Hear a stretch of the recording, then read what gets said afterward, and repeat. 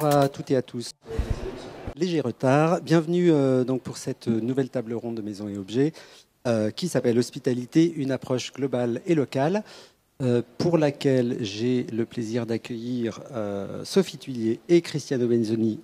Bonjour à vous. Vous êtes Bonjour Olivier. Architecte et cofondateur de... Alors on dit quoi? Studio Rêve? Comment on dit? Le Studio Rêve. Le Studio Rêve. Voilà. Et la chaise vide ne va pas le rester très longtemps. Notre autre intervenante, qui est Élodie Noël du groupe Accor, a quelques très légers retards à cause d'un accident sur la route, mais pas le sien. Enfin, voilà. Bref, elle arrive. En attendant, on va entrer dans le cœur du sujet. Donc l'hôtellerie, la restauration, même les showrooms aujourd'hui vivent au rythme de ce qu'on appelle la mondialisation, la globalisation. Les enseignes donc ouvrent un peu partout dans le monde. Elles s'adressent à des clients qui eux aussi viennent du monde entier. Mais cette mondialisation, ça n'est pas, vous me direz si je me trompe, ça n'est pas synonyme d'uniformisation.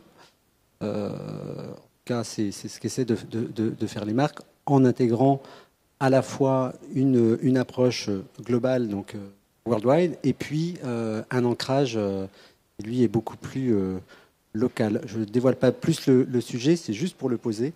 Avant ça, et avant qu'Élodie arrive, je vous propose de nous expliquer en quelques mots qui est le Studio Rêve. Je précise que vous avez un espace, enfin vous allez l'expliquer peut-être, un espace ici à Maisons et Objets que je vous invite à aller voir, qui est Hall 6. Donc nous sommes une agence parisienne. D'abord, bonjour à tous. Cristiano et moi sommes les deux associés de cette agence. Une agence parisienne, nous sommes tous les deux architectes et nous travaillons sur différents types d'échelles de projets et de programmes. Donc dans les projets que nous faisons, nous avons été amenés à travailler sur des projets d'hospitalité, des restaurants, des intérieurs, et on travaille aussi sur des projets d'architecture, donc multi-échelle et multi-programme, multi-usage. On voit là une sélection ultra courte derrière nous de projets justement sur lesquels on... Donc une production assez variée. Pour nous, l'idée, c'était de créer une agence dans laquelle on pouvait affronter un peu tous les problèmes de l'architecture d'une manière assez globale. Donc, dans la tradition des agences françaises, comme Jean Prouvé, etc., on aimait vraiment en fait arriver à définir les côtés sensibles de nos projets jusqu'au détail. Donc, n'est pas assez contenté en fait de définir les volumes architecturaux, mais d'arriver en profondeur en fait à affronter aussi tous les problèmes qui sont plus dans le dessin, dans l'extension du geste, dans une démarche vraiment très ergonomique, confortable, plus ancrée à la sensualité en fait des lieux et au toucher. Rapidement, vous pouvez nous expliquer du coup cet espace que vous avez investi donc dans le Hall 6, dans l'Hospitality Lab justement, qui s'appelle Showcase.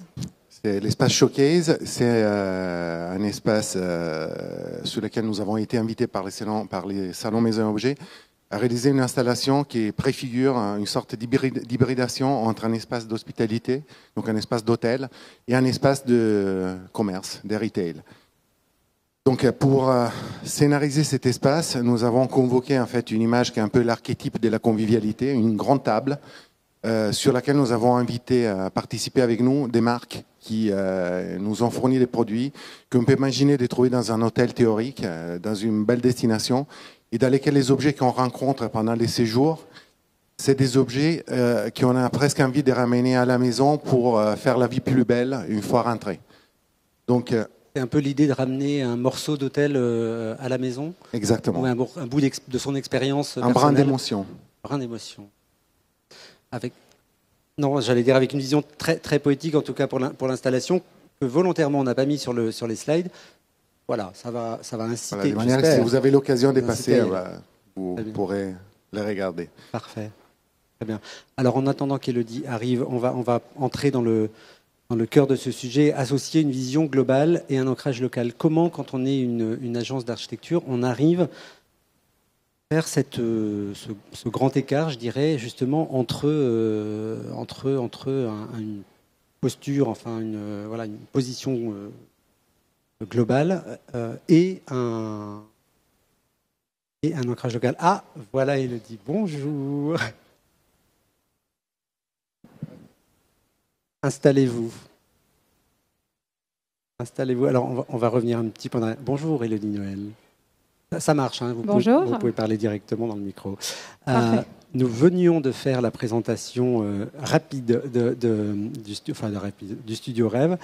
Je vais revenir un tout petit peu en arrière et vous présenter. Donc, vous êtes... alors, il faut que je prenne mes fiches parce que vous avez un titre qui est long. Senior Vice President Global Brand Design Luxe. J'ai dit tout ça dans le bon ordre? C'est ça. Pour les marques Sofitel, Sofitel Legend, Emblems et MM Gallery au sein du groupe Accor. Tout à fait. Wow. Donc, derrière ce long titre, en fait, vous voulez que je me présente un petit peu ben plus? Oui, quand même.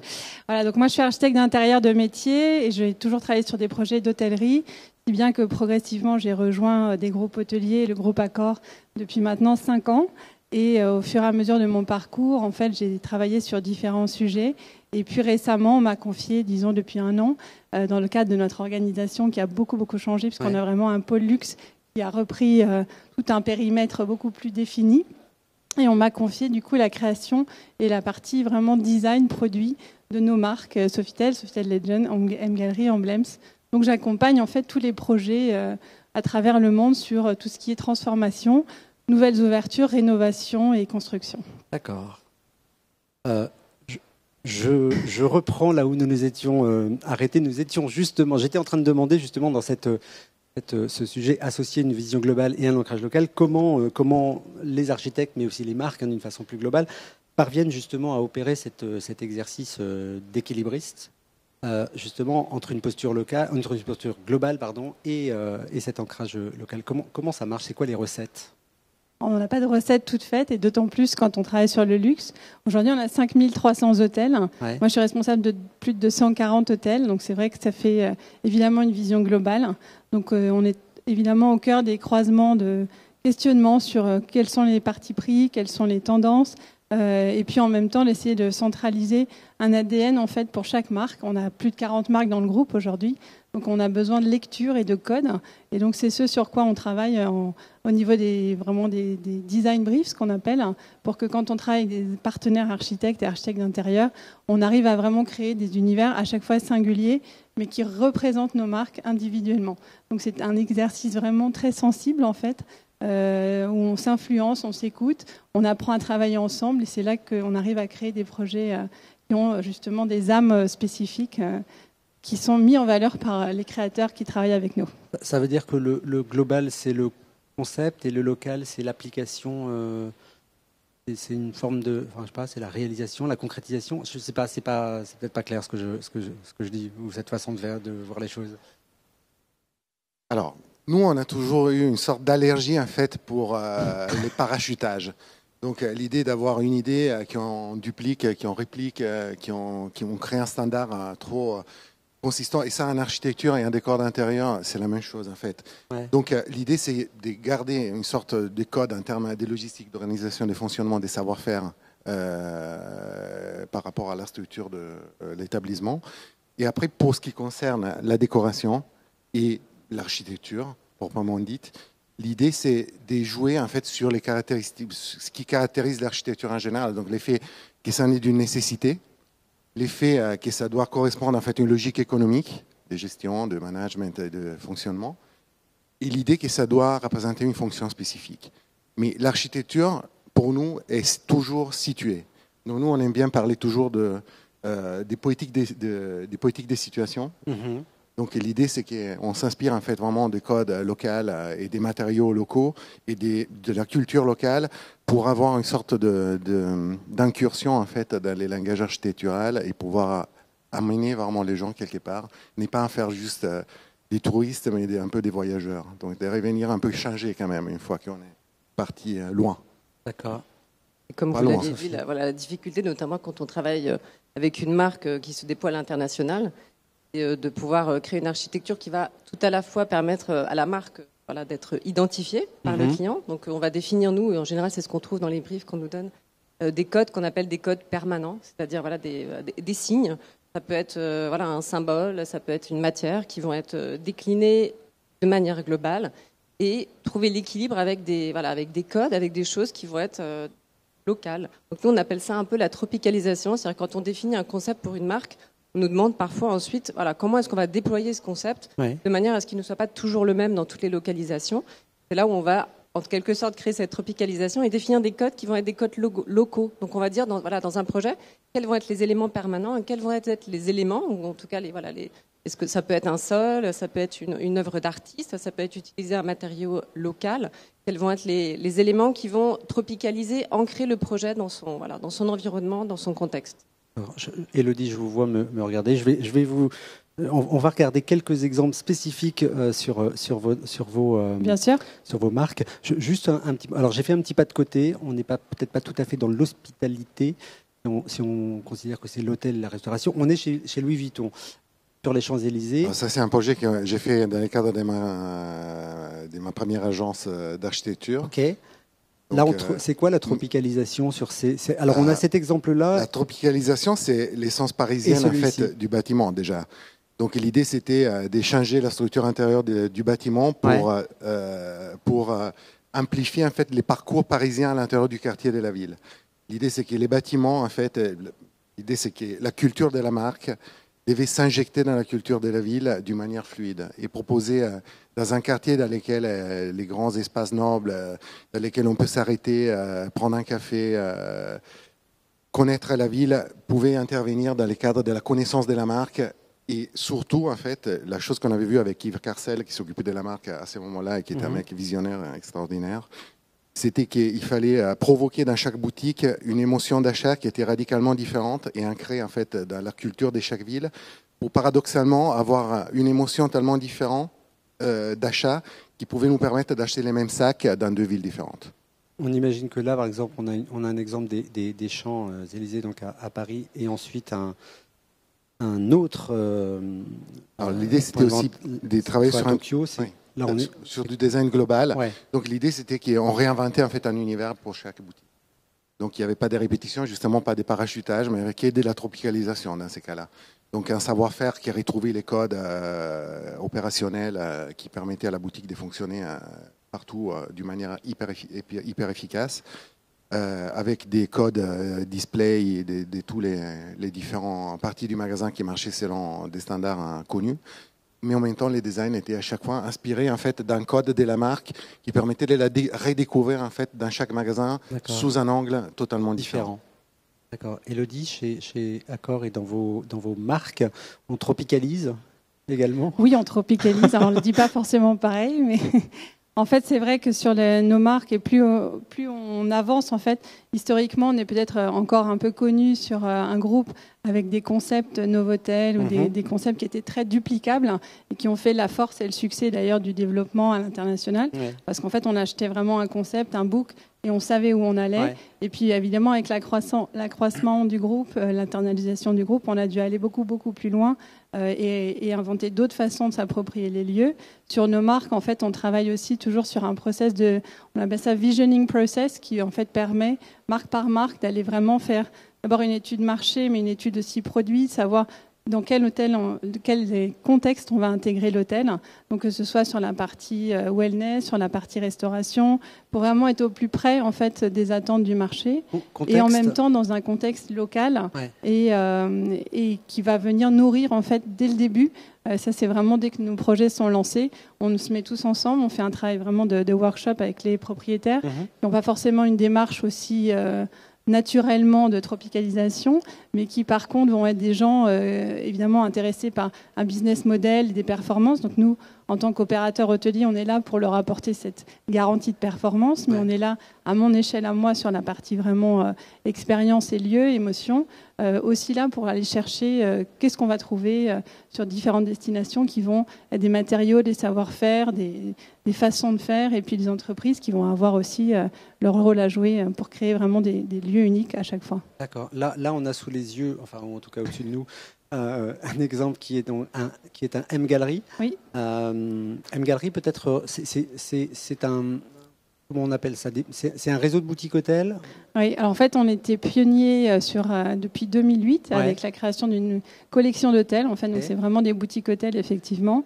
On a démarré évidemment en France et puis maintenant on en a environ 115 à l'international. Donc on a un réseau qui ne fait que croître. On doit en ouvrir d'ailleurs presque une quinzaine cette année. Donc c'est vraiment une marque qui fonctionne très bien, qui au départ avait une identité assez en retrait. Et depuis notre nouvelle organisation, on a essayé de redonner encore plus de valorisation à ce M. Et donc il est là pour à la fois être mémorable. Donc on crée à chaque fois dans chaque lieu un moment mémorable. Donc on va vous emmener prendre un petit déjeuner à l'aube sur le haut d'une montagne céleste quand vous êtes en Asie. Donc que des choses que les clients vont expérimenter bien au-delà de l'expérience de l'hôtel. Et l'autre aspect, on a vu aussi que on n'était plus les seuls à faire des boutiques hôtels. Aujourd'hui, toutes les chaînes, et puis il y a beaucoup de concurrence sur ce créneau. On s'est rendu compte que nous, on voulait aller vraiment plus loin, et ça, c'est une démarche du groupe, et c'est une démarche aussi des 4 marques sur lesquelles je travaille. C'est vraiment d'aller sur quelque chose de meaningful. Donc ce M, il devient vraiment engagé aussi d'un point de vue environnemental. Donc là, dans le cadre de la Reine Margot, c'est un projet qu'on a lancé qui est à côté à Issy-les-Moulineaux, donc juste à côté de chez Accor. Qui est en fait la restauration d'un lieu qui a été fait avec Jean-Michel Villemotte, donc d'une partie architecturale conservée, d'un patrimoine historique, qui était l'ancien domaine de la Reine Margot, où elle était à la fin de sa vie, qui a changé, qui est devenue une maison de philosophes, et enfin la Compagnie des Prêtres de Saint-Sulpice, donc un lieu extrêmement inspiré. Et on a eu à cœur de respecter évidemment leur code, tout en créant un lieu, et c'était en accord avec eux.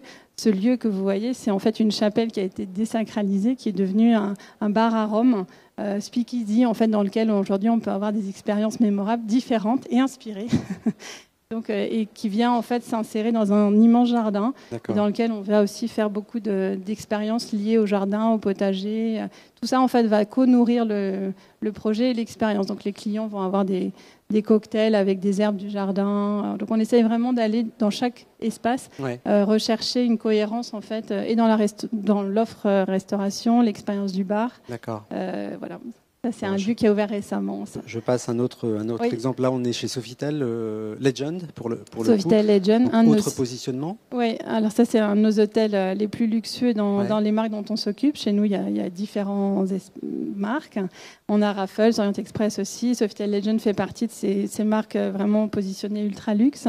Et Legend, donc à Amsterdam, en fait, on a des salles historiques dans lesquelles, en fait, on va créer forcément des événements exceptionnels.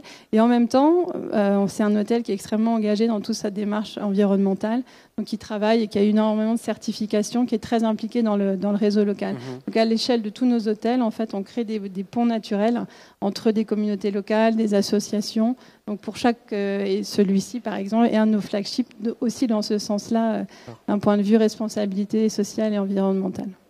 Au-delà d'être un bel hôtel. Ouais, c'est aussi ça, le jeu entre global et local. C'est aussi d'être respectueux du lieu dans lequel on s'insère. Enfin, Oui, c'est d'arriver à créer en fait une résonance en fait du séjour à la fois que nos clients aient une véritable expérience en lien. Et effectivement, on n'est plus dans les pages touristiques de aller voir la plage à gauche et vous verrez, c'est sympa. On essaye de les emmener, faire vraiment des rencontres.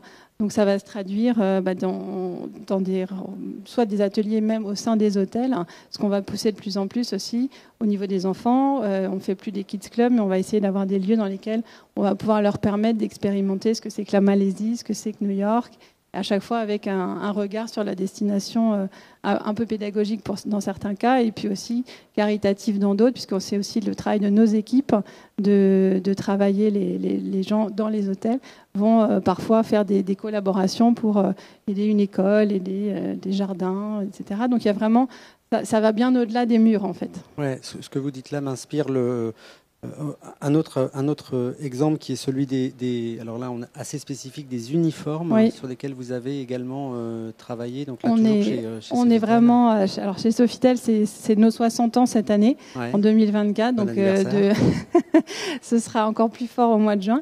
Et on a commencé à Strasbourg de manière assez anecdotique, et puis maintenant on a un réseau de 120 hôtels aussi. Et Sofitel, en fait, on a écouté les équipes, on leur a demandé quelle serait demain votre ambition si on veut travailler sur les uniformes. Aujourd'hui, on n'est plus dans de la standardisation. Vers quoi aimeriez-vous aller ? Et donc chacun est revenu en nous disant effectivement un élément de fierté et aussi un élément de localisation. Donc évidemment, au-delà du fait que dans un resort, vous ne vous habillez pas comme en centre-ville, on va essayer d'aller plus loin. Donc on a toute une réflexion en cours cette année. Alors, Sophie Cristiano, vous, comment vous agrippez ces détails, ce qui peut sembler un détail, par exemple comme un uniforme, en fait ça ne l'est évidemment pas. Je disais en introduction que mondialisation ou globalisation, c'était pas uniformisation, c'est un exemple. Comment, vous allez aussi justement dans cette recherche du détail, de la différence, des éléments très différenciants dans chacun de vos projets. Oui, bien sûr, il y a un grand travail de recherche. Ouais. D'abord, c'est passionnant, c'est vrai que nous, on ne l'a pas dit, mais notre philosophie, c'est effectivement que chaque projet soit différent. Donc c'est très important pour nous d'aller faire ces recherches, c'est ce qui est passionnant. Aller trouver, alors ça peut être utiliser des formes, avoir dans notre architecture des références à une architecture locale, donc les formes, les matières. Donc on va aller chercher des matières, sourcer des matériaux locaux ou chercher des artisans ou des savoir-faire, comme vous l'avez dit, qui n'existent que localement, qu'on va intégrer dans nos projets. Ça peut aussi être sur le travail de la lumière. Alors c'est vrai que tout à l'heure on regardait le magasin Louis Vuitton, donc on cherchait, mais c'est vrai que travailler la lumière est différente dans les différents pays et notre architecture permet aussi d'interpréter cette lumière et de la travailler. Donc tous ces éléments mis ensemble font que les projets vont être ancrés localement et vont avoir une empreinte différente. Et puis c'est être rassurant et étonnant en même temps. Rassurant et étonnant. Rassurant et étonnant. D'accord. Et c'est très important. Donc évidemment, le travail sur les matières est très important. Nous, on travaille beaucoup, on mélange beaucoup, on fait des matières extrêmement écologiques comme du plâtre. On fait beaucoup de recherches, des mélanges avec des matières locales. Là, on vient de délivrer un projet pour les groupes Rémi Cointreau, dans lequel toute la stratégie du projet était basée vraiment sur les mélanges en fait du plâtre avec de la paille qui vient de la campagne agricole juste à côté, qui tisse un lien vraiment très fort et visuel, incroyable, et avec l'histoire du design, avec Jean-Michel Franck et tout le travail sur la marqueterie des pailles, etc., et sur les références directes en fait au lieu et les mélanges et les accords avec les bois locaux. C'était assez intéressant. Ça c'est un autre projet, donc un lieu. Alors là pour le coup un lieu historique, je crois que le bâtiment a 800 ans. Les bâtiments a été construit au retour des croisades de la famille qui est encore propriétaire du lieu. Et donc c'est une famille qu'on connaît très bien, la famille des Comarques, en Dordogne. Donc il y a un château avec un domaine et il y a un hameau juste à côté. Et la volonté de la famille, c'était de garder les châteaux en maison familiale, mais de pouvoir également en fait la sectoriser avec un système de diaphragme entre les espaces pour pouvoir l'utiliser en hospitality en fait, et en faire une sorte de grande maison d'accueil pour qui veut vivre vraiment l'expérience de la grande noblesse française au milieu de la campagne. Donc là, on est dans le, c'est presque l'inverse, ce serait presque le local qui accueille le global, c'est-à-dire qui accueille le monde, qui accueille le monde entier. Mais dans les châteaux, il y avait quelque chose qui nous passionnait, parce que l'idée c'était pas de pervertir l'essence du château, l'idée c'était de découvrir la mythologie qui a constitué en fait les projets du château et de les transporter en fait dans notre époque. Donc là-dedans, l'idée c'était vraiment il y avait un élément dans les châteaux qui nous passionnait, c'était l'effet qu'en fait c'était les concept stores de l'époque. Donc dans les châteaux, il y avait la permanence culturelle du lieu, donc tout était fait avec des matières locales, avec les mobiliers locaux, avec les artisanats d'art les plus exceptionnels qui faisaient partie de la culture du lieu. Et en même temps, il y avait cet catapultage d'éléments qui venaient très exotiques, qui venaient des voyages que ces personnes pouvaient faire et pouvaient s'offrir, qui créaient une sorte vraiment de tendance qui, à l'époque, influençait tous les cours européens. Donc, on a voulu reconstruire un peu cette logique-là et on a utilisé pour faire ces travaux-là des expertises locales, les sols typiques des Dordogne qu'on a retrouvés, qu'on a reconstitués avec les bois qui faisaient partie du bois de la propriété, qui étaient stockés depuis 400 ans dans un dépôt magnifique en fait. Et après, on a essayé de créer un décor dans lequel on mélangeait en fait des éléments qui faisaient partie de l'archive des mobiliers du château, mélangés avec des éléments qui les ramenaient en fait dans la modernité ou dans une certaine forme de modernité. Comme l'image du milieu, par exemple, là on est dans quelque chose de très, très contemporain, dans un espace qui lui est très... On a mix entre héritage et excentricité. Enfin, c'est ça qui fait la caractéristique, faisait en tout cas la caractéristique de l'architecture des châteaux. On n'hésitait pas à ajouter des strates et à jouer avec le passé, le futur, d'être avant-gardiste. Donc on a essayé de restituer un peu cette manière de faire et cette folie château. Cette forme d'étonnement, c'est aussi quelque chose que vous cherchez Oui, bien sûr, de manière à sortir du lot. Et c'est vrai que chez M Gallery, le côté mémorable, ça va aussi dans le design, ça s'appelle le modern twist. Donc on essaye toujours, ce qu'on voyait tout à l'heure sur Colmar, qui est la ville de Bartholdi. Donc dans cet hôtel, il y a un masque qui fait en cuivre, qui a été fait spécifiquement, qui est une sculpture suspendue et qui en fait crée un lieu extraordinaire. Et en même temps, nous, parfois, on va être plutôt dans le schéma inverse, c'est-à-dire dans des hôtels en construction où il n'y a pas du tout d'âme et où il va falloir ramener justement un ADN, à la fois un zeste français, ce qu'on dit chez Sofitel, et donc on va aussi aller, ou chez M Gallery, chiner des pièces en fait qui vont être iconiques, non pas parce qu'elles sont intéressantes ou chères, mais vraiment parce elles ramènent cette histoire ou cette espèce de touche française éventuellement, ou locale, donc vraiment projet par projet. Chez Sofitel Legend, on va être que sur des pièces d'exception locales, évidemment, pour créer toujours cette espèce de passerelle et surtout pas être dans quelque chose d'uniforme et ce qu'on appelle vanilla pour que tous les hôtels internationaux de chaîne se ressemblent. On cherche à aller plus loin. J'ai mis là sous nos yeux un M Gallery donc qui est en Italie. Celui-ci, il a été, c'est un projet justement où l'ancrage local est très présent, très fort. Oui. C'est un hôtel qui a ouvert l'année dernière et qui était en fait un bâtiment déjà historique qui a été construit avec des moyens technologiques. C'était le premier bâtiment en béton de Sardaigne. Donc déjà à l'époque, c'était un hôtel précurseur. Il a été, malgré sa façade très classique, en fait, c'était la compagnie d'électricité Sardes. Donc, c'était vraiment à l'intérieur, il y avait un esprit très industriel et très innovant.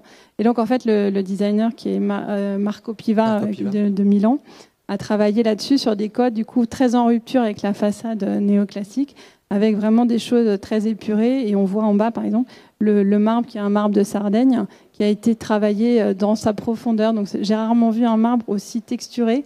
Et c'est là où on sert le petit déjeuner le matin, sur lequel on a des produits locaux. Et on voit pas là, mais il y a tout un travail aussi sur des tapisseries qui ont été dessinées par le studio Marco Piva et faites par des sociétés locales d'artisans, en fait. Et donc on a essayé de ramener toujours ce bridge en fait entre les deux cultures, avec des matériaux italiens très nobles. Alors, on a la chance d'avoir des cuirs extraordinaires en Italie, donc on n'est pas allé chercher très loin. Et en même temps des pierres. Donc mais c'est une vraie recherche locale en tout cas. Avec un vrai effectivement effet d'étonnement. Moi, je vous cache pas, quand j'ai reçu les images, je me suis dit il y a une erreur sur le la façade, c'est pas la bonne. Si, vous êtes sur le port en haut. Sur la pointe, il y a un rooftop extraordinaire. Donc en même temps, vous créez de l'émotion et vous êtes en contact avec la ville. Et c'est aussi ça ce sur quoi on réfléchit à chaque fois. Il y a aussi tout un travail de couleurs, enfin sur le choix des couleurs. Oui. En fait, c'est vraiment, ils sont allés faire tout un travail sur les couleurs du terroir, qui sont en fait, il y a beaucoup de vin en Sardaigne, donc aussi travailler sur ces teintes assez sourdes. Et puis tous les matériaux, et on a gardé évidemment toutes les parties historiques qu'on avait donc il y a des terrazzo extraordinaires qui ont été mis en valeur. Voilà, donc on a eu la chance de pouvoir garder quelques pièces. Pareil sur le domaine de Reine Margot tout à l'heure, on a des niches anciennes, on a des meubles anciens, on essaye de mixer. D'accord. On va revenir sur on va passer d'autres exemples également de l'ancrage local, mais peut-être à travers un travail artistique. Je voulais juste revenir sur le projet d'avant que j'ai passé, qui est celui-ci.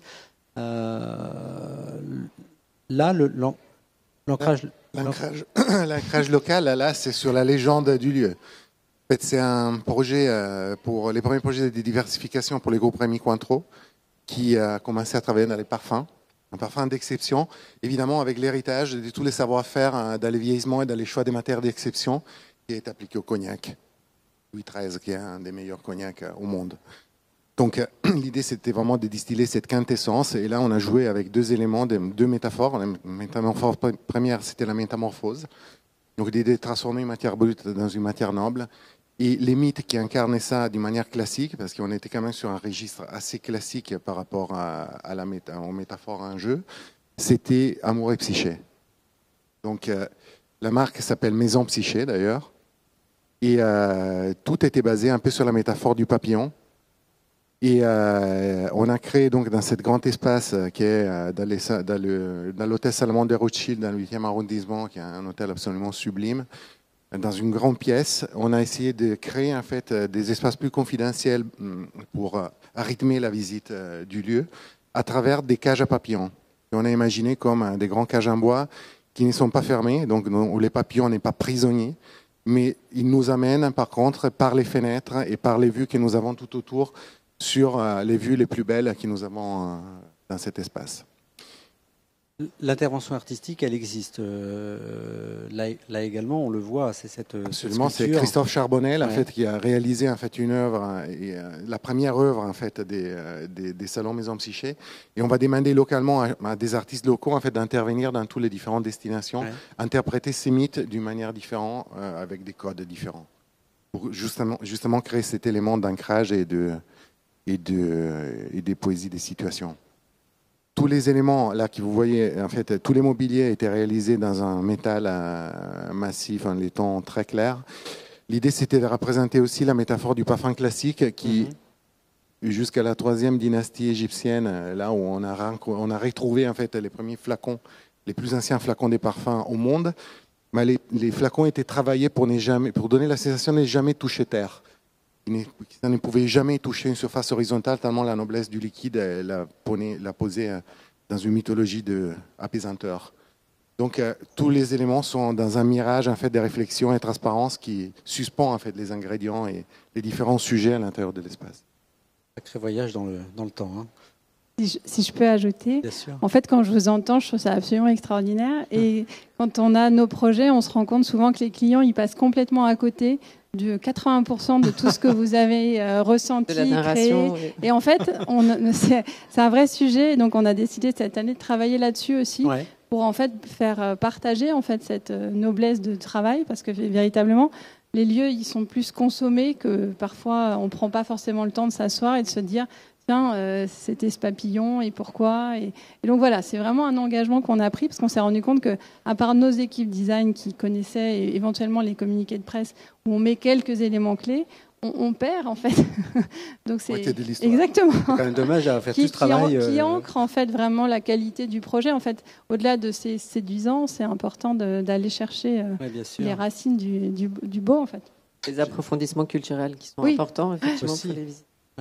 Et l'effet que, même si on vit dans un univers extrêmement digital, il y a encore des émotions et des perceptions qui ne sont pas paramétrables encore. Donc, baser vraiment tous les storytelling sur l'idée de susciter des émotions pas paramétrables encore par l'univers digital. C'est ça.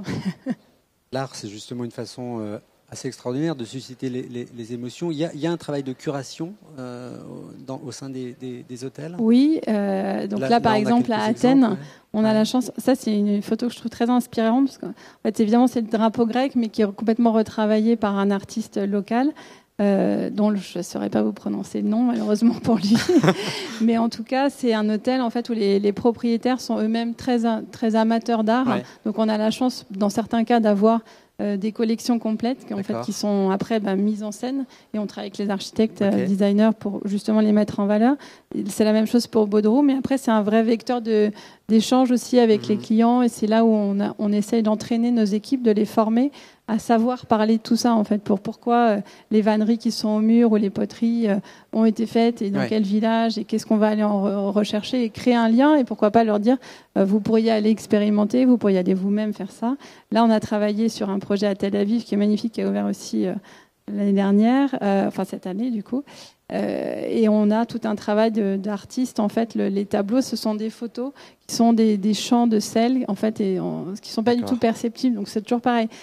Au premier regard, c'est joli, ça marche bien dans le code couleur. Et quand on prend le temps, en fait, il y a énormément d'œuvres d'art dans cet hôtel aussi. Donc on a la chance qu'aujourd'hui, ça fasse vraiment partie de l'ADN. Et on a de plus en plus d'exemples où on peut le montrer, en fait. Ça me donne l'idée que finalement l'hôtel devient une destination en lui-même, en fait. Oui, et on fait aussi parfois des interventions. Par exemple, on a un M-Gallery à Amsterdam, dans lequel, en fait, on avait un mur, et on s'est dit, c'est un mur qu'on va rendre vivant.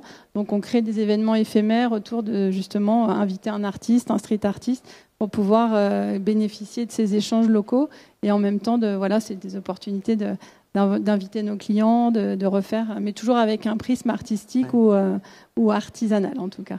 Artisanal ou artistique, enfin, pour vous également, Sophie et Cristiano, c'est un point d'appui très intéressant. En fait, pour nous, tous les espaces destinés au commerce et dans l'hôtellerie et tout ça doivent forcément devenir, après l'intervention et la réflexion que nous portons sur ces sujets-là, des lieux de culture. Donc des plateformes sur lesquelles les séjours ou les produits deviennent presque un prétexte autour duquel on ancre la vie à travers une synergie en fait, d'éléments qui sont fondamentaux. Ça peut être la gastronomie, ça peut être l'art, ça peut être la musique, ça peut être plein de moments dans la journée dans lesquels on ramène en fait des gens avec un objectif différent et on fait vivre les gens dans cette idée de mixité qui est quand même un des savoir-vivre que la France a les plus exporté et qui a donné les plus de succès à la légende parisienne et française. Donc évidemment un élément fondamental. En plus il y a un élément qui pour nous est encore plus spécifique, je le répète souvent mais c'est très important. C'est que dans tous nos projets, on essaie de distiller quand même une certaine joie de vivre. Et ça doit être toujours là, et c'est toujours important qu'on se sent bien et qu'on s'amuse bien dans des espaces. On ne travaille pas dans la souffrance et on ne produit pas une architecture dans la souffrance non plus. Et c'est ça qui devient l'ambition de faire, en fait. Pas l'inverse. Jamais à l'inverse, en fait. J'avais envie de terminer, et tu m'offres une transition avec une dernière partie consacrée à l'assiette, qui est souvent quelque chose qui nous réunit finalement tous et qui justement peut être souvent synonyme de convivialité. L'assiette dans les établissements qui sont les vôtres, c'est donc les restaurants. Comment vous travaillez justement et l'implantation du lieu et l'assiette en elle-même à travers vos différents lieux, espaces. Alors, la restauration chez nous, c'est aussi les bars. Ouais. C'est un élément extrêmement important, c'est bien distinct. Donc le F&B chez nous, c'est Food and Beverage. C'est vraiment deux univers dans lesquels on s'amuse aussi énormément. De la même manière, tout à l'heure je parlais de notre transformation sur les prismes hôteliers. Sur la restauration, en fait, on n'est plus dans des restaurants d'hôtel, on est vraiment dans des restaurants ou des bars de destination. Donc en fait, avec des accès indépendants où finalement, en tout cas sur l'Europe, c'est encore peut-être plus difficile à percevoir, mais sur d'autres cultures en Asie, on va dîner dans des restaurants d'hôtel sans se poser de questions. Et donc c'est vrai qu'aujourd'hui, avec des lieux comme on a soit en Australie ici, soit à Barcelone, on a vraiment des lieux de destination extrêmement forts. Et en fait, on travaille non pas sur des concepts qu'on transpose, mais on va souvent aller maintenant avec des expertises qu'on a en interne, parce qu'on a quand même beaucoup d'adresses. Et en même temps, on travaille avec des consultants aussi pour parfois aller ancrer quelque chose de très différenciant quand on travaille sur des rénovations, où finalement l'hôtel est là depuis tellement longtemps que recréer une nouvelle destination nécessite d'aller chercher plus loin. Donc là, de nouveau, on va aller sourcer tout ce qui se passe autour pour être le plus pertinent et avoir une opération qui va être finalement très ponctuelle, très rapide parfois, et qui va permettre de recréer une vraie attractivité, non pas à l'hôtel dans sa structure, mais à travers la restauration. Et finalement, les gens vont redécouvrir que ça fait partie d'un tout, mais venir dîner dans un hôtel. Et aujourd'hui, on a des tas d'adresses avec lesquelles on est partenaire qui fonctionnent extrêmement bien. Dans Paris, vous allez au Sceaux Paris, par exemple, qui est une adresse à l'ex-Sully Morland, des architectes qui est bien connu. C'est un lieu extraordinaire. Vous surplombez Paris. On a le M Gallery Tout Hôtel aussi. Le Tout Hôtel, celui-là d'ailleurs. Voilà, justement. Où on travaille avec, évidemment, c'est une architecture de Jean Nouvel et le design de Philippe Starck. Et les deux ensemble, ça fait un lieu complètement hors du commun.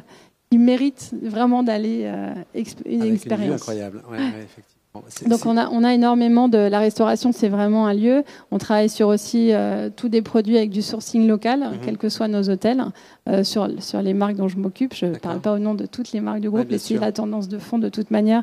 Et on y va, évidemment, sur du bio le plus possible aussi. On travaille sur des offres de restauration aussi végétarienne évidemment, qui soit toujours autour du plaisir et vraiment à la fois de la gastronomie, parfois des codes français, mais pas uniquement. À Barcelone, Sofitel, le Sofitel de Barcelone, on a des tapas mais réinventés, donc on va à chaque fois puiser évidemment dans le local, mais en amenant des codes internes français. C'est aussi l'idée que des voyageurs puissent retrouver aussi les codes de chez eux, peut-être également à travers la gastronomie. En fait, on espère que en tout cas dans les Sofitel, quand vous allez manger un croissant en Afrique, en Chine, il y a une telle cohérence que vous ayez toujours le plaisir que ce soit un des meilleurs croissants, voire le meilleur croissant de la ville, parce que c'est quand même l'ADN français que les gens vont chercher chez Sofitel, versus d'autres hôtels qui seraient peut-être aussi confortables, mais qui n'auraient pas forcément cet ADN. Et là, le Panama, donc le Sofitel Legend Casco Viejo, qui a ouvert cette année, on a travaillé avec Lázaro Rosa Violan, donc qui est aussi un grand nom du design dans l'hospitalité. Là, de nouveau, on a vraiment travaillé sur des lieux extrêmement singuliers, avec des mosaïques de référence, avec une atmosphère en fait qui fasse que ce lieu soit justement joyeux. C'était chouette d'entendre joie de vivre, parce que ça fait partie de nos codes chez Sofitel et Legend, pour avoir des lieux vraiment de fête, d'émotions, d'expériences et d'événements. Le fait d'ouvrir, je reviens sur ce que vous disiez sur l'architecture en elle-même du lieu, c'est-à-dire ouvrir le restaurant et qu'on n'associe plus forcément le restaurant dans l'hôtel à l'hôtel, ça c'est quelque chose qui vous parle, Sophie? Oui, absolument. Tu es missionnée pour répondre. Oui, pardon. Tout à fait. C'est très important effectivement que les lieux soient ouverts sur leur environnement, les restaurants. Donc là, ce que vous voyez à l'écran, c'est un restaurant qu'on a fait sur un rooftop, donc à Paris, dans le 3e arrondissement. Lieu. Et là, comme on le voit, le protagoniste, c'est la vue. Donc c'est le fait d'être dans ce lieu particulièrement. On est à Paris, on est sur les toits. Donc on a donné la part belle vraiment à cette ouverture sur la ville, et on a créé donc au démarrage, quand on a commencé ce projet, c'était vraiment une toiture terrasse inutilisée. Donc l'idée là, c'était de créer un restaurant cabriolet, en quelque sorte. Donc l'idée de pouvoir à la fois bénéficier du plein ciel et de l'idée d'être en extérieur à Paris et de voir le skyline. Voilà, c'est ça l'avantage d'être sur un rooftop. Et de pouvoir également l'utiliser en hiver et le fermer. Donc on a un système de fermeture totale. Et on a travaillé le reste dans une relative simplicité. Et on a aménagé tout pour que on ait la vue à 360 degrés sur Paris. Autre lieu, autre expérience. Là, on est chez Carita. Alors là, on est. C'est vraiment un projet global. Projet global, très global. Très global. Mais alors je fais un zoom volontaire, et vous m'en excuserez, sur le restaurant Rosier et Maria. Là, on est. Vous projetez le visiteur, le consommateur dans l'univers de la gastronomie française typique. Française, déclinée sur la vision des deux sœurs Carita. Deux sœurs mythiques, extraordinaires, avec une histoire légendaire, courageuse, entrepreneuse. Ils ont côtoyé tous les grands noms en fait, de la culture à leur époque. Et on a essayé de récomposer les éléments qui cristallisent un peu cette culture des sœurs dans une énorme bibliothèque en fait, qu'on a placée en fait, derrière les restaurants et qui relie en fait, les salons du restaurant avec les salons des coiffures de John Olé, qui est juste à côté. La cuisine a été donnée à une chef française, qui est Amandine Chagnot, que nous adorons et qui a réinterprété un peu la vision des sœurs dans les cadres d'une gastronomie parisienne, avec une déclinaison spéciale en fait, sur les formats du Faubourg, qui est un peu particulier justement pour la destination particulière qu'elle représente. D'accord, donc là, une belle façon pour les touristes, par exemple, de découvrir, notre gastronomie sous un angle quand même très, très, très particulier. Ça fait partie de cette amplitude culturelle que nous avons vraiment voulu donner au lieu.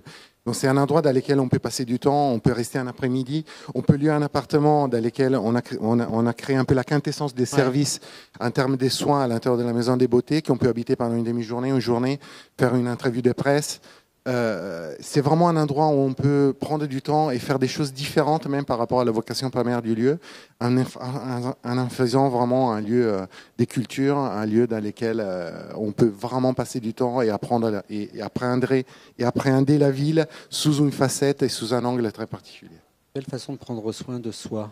J'arrive plus à parler français. Mais ça tombe bien, on arrive à la fin. On s'approche effectivement justement de la fin. Je vais rappeler quand même votre espace donc, qui se trouve sur le hall 6. Hospitality Lab, hybridation d'un espace d'hôtellerie avec un espace retail. Je vous invite à aller le voir. Élodie, Je vais sûrement aller le voir. Ouais. Et puis, nous, on a une actualité aussi un petit peu en parallèle.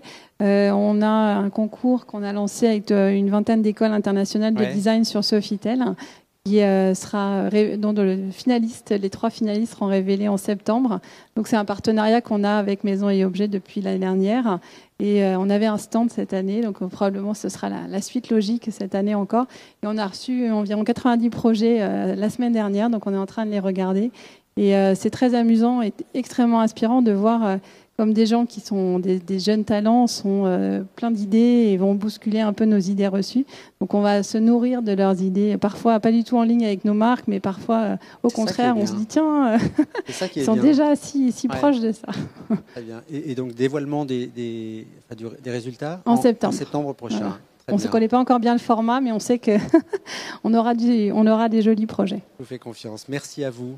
Merci beaucoup Olivier, merci beaucoup à tous. Merci à vous. Merci.